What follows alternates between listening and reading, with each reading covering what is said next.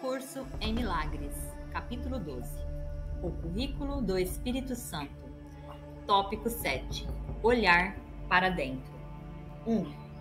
Os milagres demonstram que o aprendizado ocorreu sob a orientação certa, pois o aprendizado é invisível e o que foi aprendido só pode ser reconhecido pelos seus resultados. Sua generalização é demonstrada à medida que o usas em um número cada vez maior de situações. Reconhecerás que aprendeste que não existe ordem de dificuldades em milagres quando o aplicares a todas as situações. Não existe nenhuma situação a qual os milagres não se apliquem, e aplicando-os a todas as situações ganharás o mundo real. Pois nessa percepção santa, a integridade ser-te-á restaurada, e a tua aceitação da expiação para ti mesmo,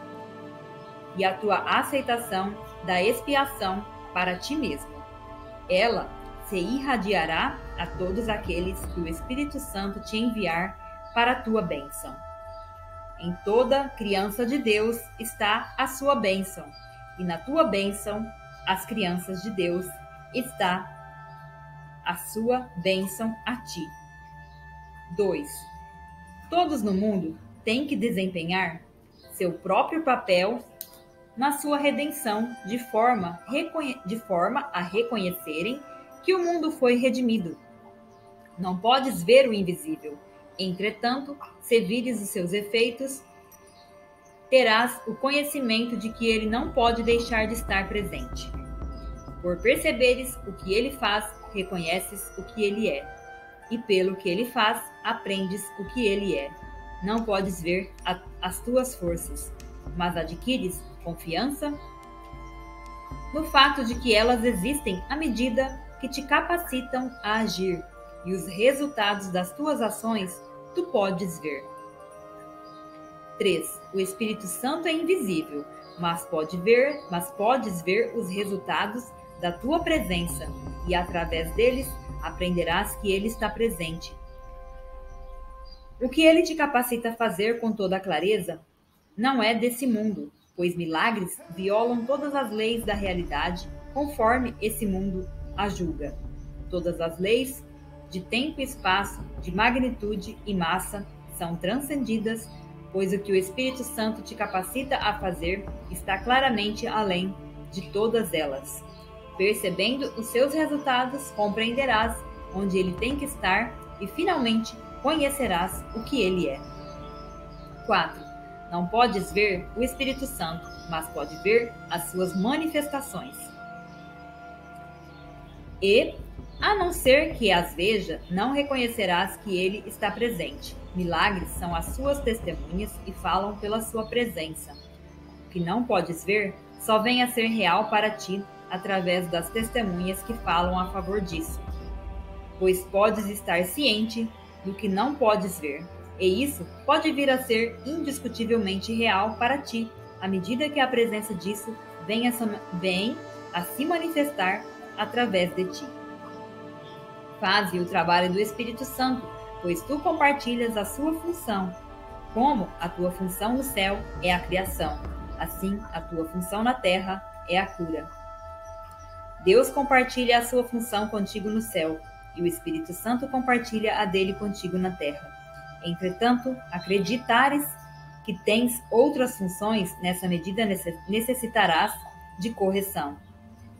Pois essa crença é a destruição da paz, uma meta que está em oposição direta ao propósito do Espírito Santo. 5. Tu vês o que esperas e esperas o que convidas. A tua percepção é o resultado do teu convite, vindo a ti uma função do que pediste. De quem são as manifestações que queres ver? De que presença queres ser convencido? Pois acreditarás naquilo que manifestas, e do mesmo modo como olhas para o que está fora de ti, verás o que está dentro. 2 modos de olhar para o mundo estão na tua mente, e a tua percepção vai refletir a orientação que escolheste. 6. Eu sou a manifestação do Espírito Santo, e quando me vires, será porque o terás convidado. Pois ele te enviará as suas testemunhas, e apenas olhares para elas.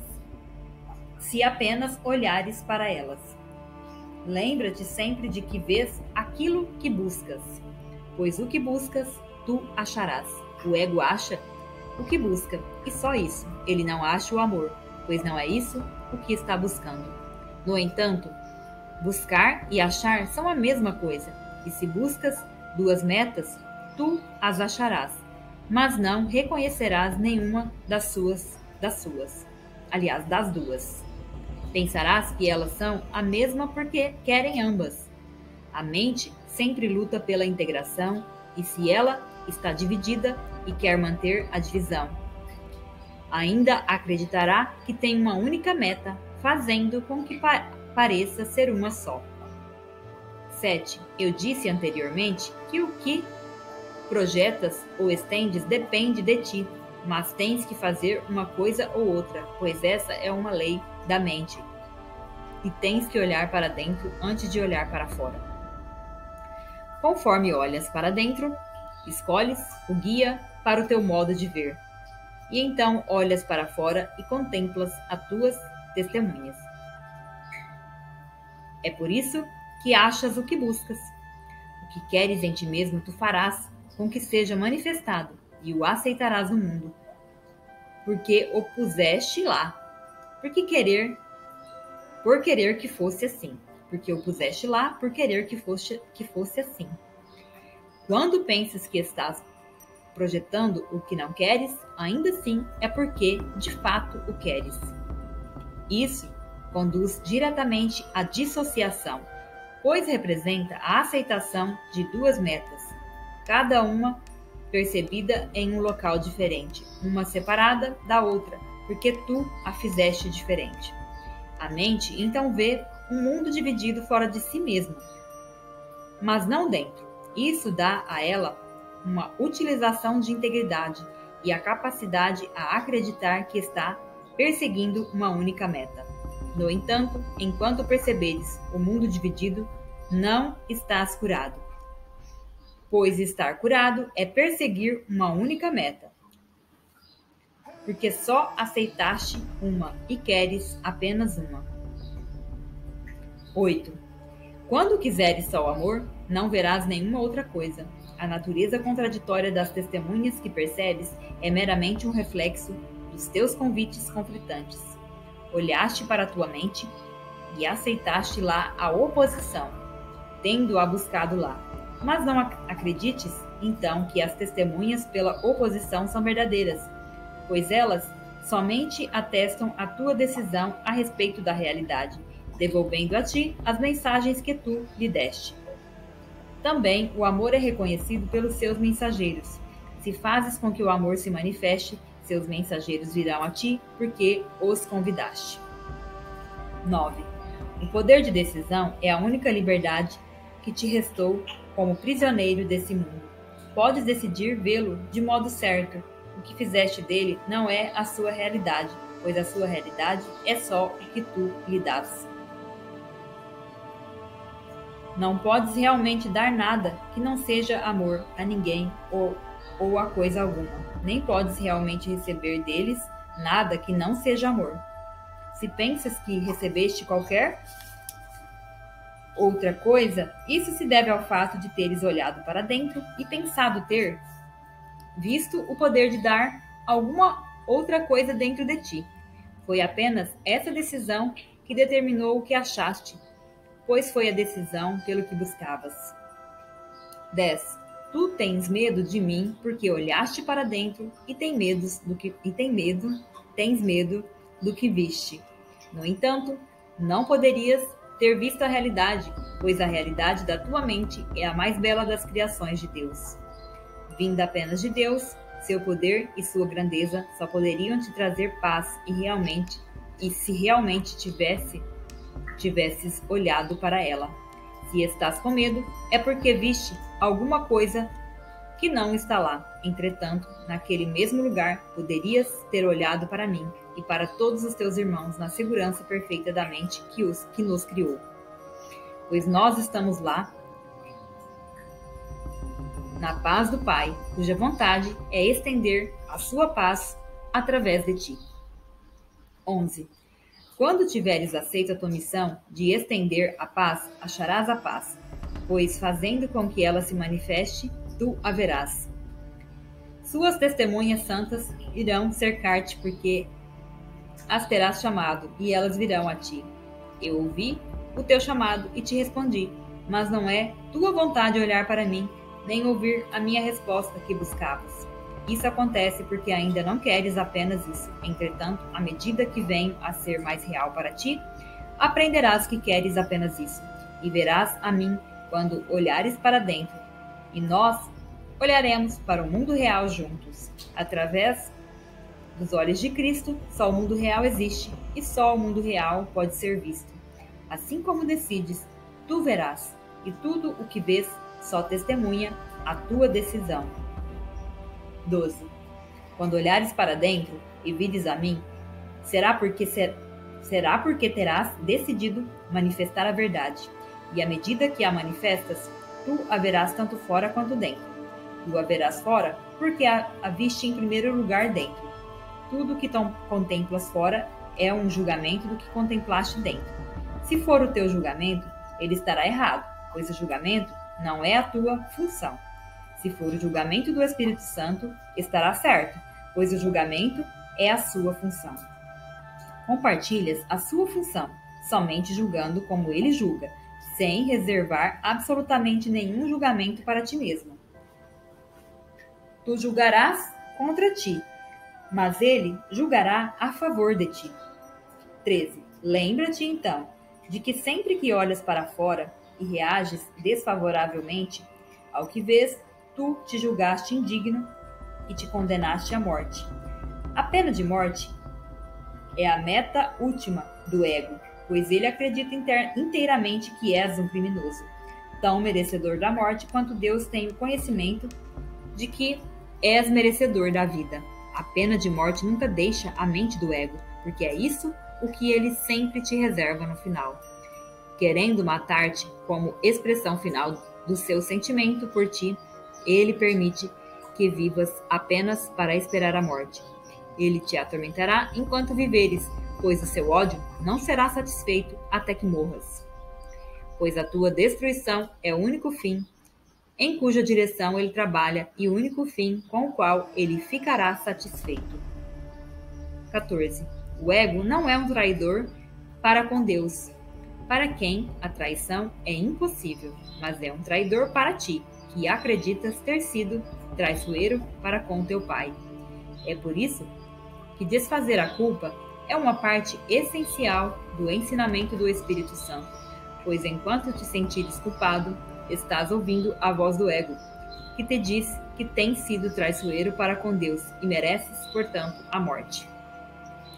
Tu pensarás que a morte vem de Deus e não do ego, porque ao confundir-te com o ego, acreditas que queres a morte. E daquilo que queres, Deus não te salva. 15. Quando fores tentado a sucumbir diante do desejo da morte, lembra-te de que eu não morri. Tu reconhecerás que isso é verdadeiro quando olhares para dentro e vires a mim. Teria eu superado a morte só para mim? E a vida eterna me teria sido dada pelo Pai, a menos que tivesse sido dada também a ti? Quando aprenderes a fazer com que eu seja manifestado, nunca verás a morte, pois terás olhado para o que não morre em ti mesmo e verás apenas o eterno. Ao olhares para o mundo lá fora que não pode morrer. Tópico 8. A atração do amor pelo amor. 1. Tu realmente acreditas que pode matar o Filho de Deus?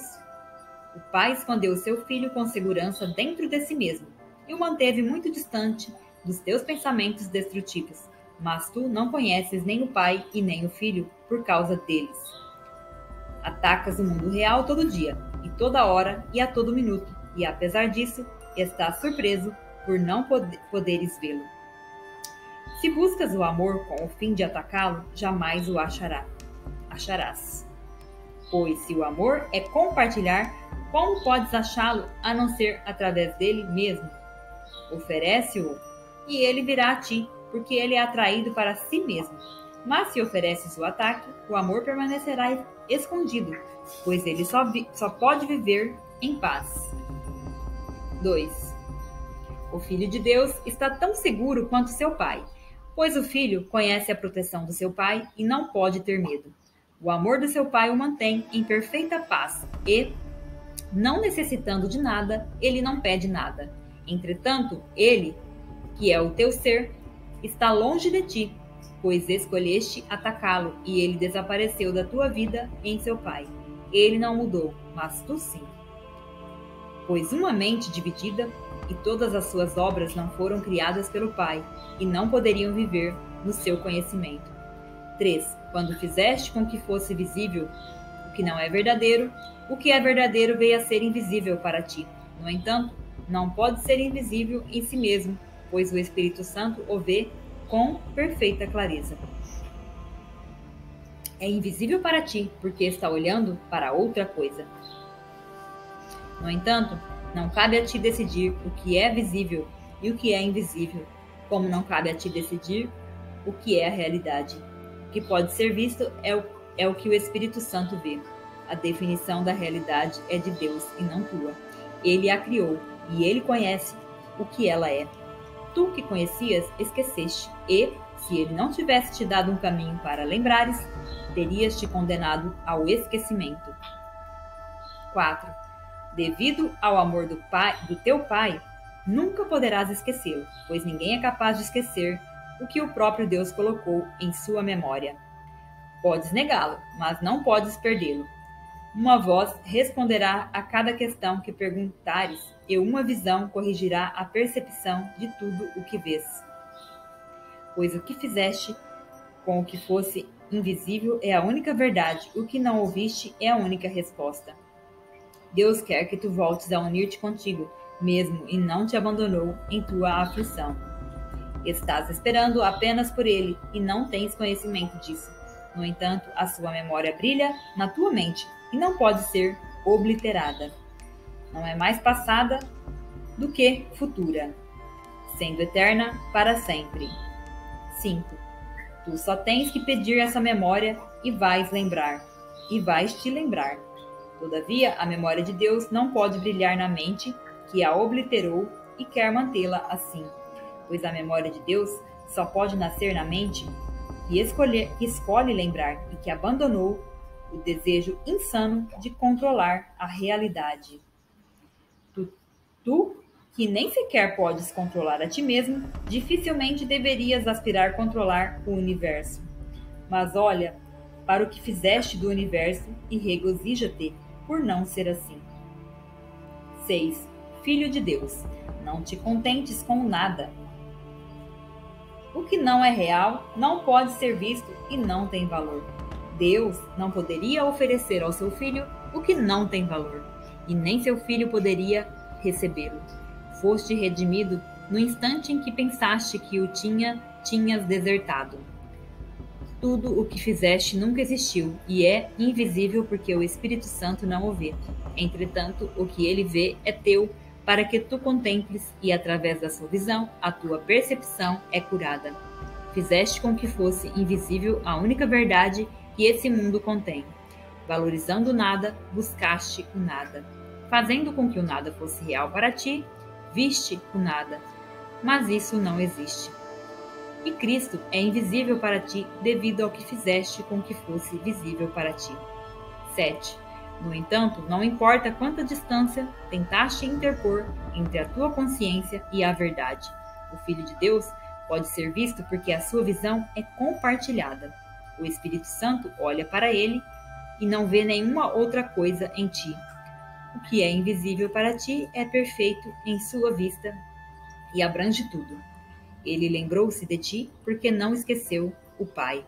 Tu olhaste para o real e achaste o desespero. Todavia, buscando o real, que outra coisa poderias achar? O mundo irreal é algo desesperador, pois nunca poderá ser. E tu, que compartilhas o ser de Deus com ele, nunca poderias te contentar sem a realidade. O que Deus não te deu não tem poder sobre ti, e a atração do amor pelo amor permanece irresistível, pois é a função do amor unir todas as coisas em si mesmo e manter todas as coisas juntas por estender a sua integridade. 8. O mundo real te foi dado por Deus, em uma troca amorosa pelo mundo que fizeste e pelo mundo que vês. Apenas toma-o das mãos de Cristo e olha para ele. A sua realidade fará com que todas as outras coisas sejam invisíveis, pois contemplá-lo é percepção total. E à medida que olhas para ele, vais lembrar-te de que sempre foi assim. O nada virá a ser invisível, pois, afinal, terás visto verdadeiramente. A percepção redimida é facilmente traduzida em conhecimento, pois só a percepção é capaz de erro e a percepção nunca existiu. Sendo corrigida, ela dá lugar ao conhecimento, que é para sempre a única realidade. A expiação nada mais é do que o caminho de volta àquilo que nunca foi perdido. Teu pai não poderia ter deixado de amar o seu filho.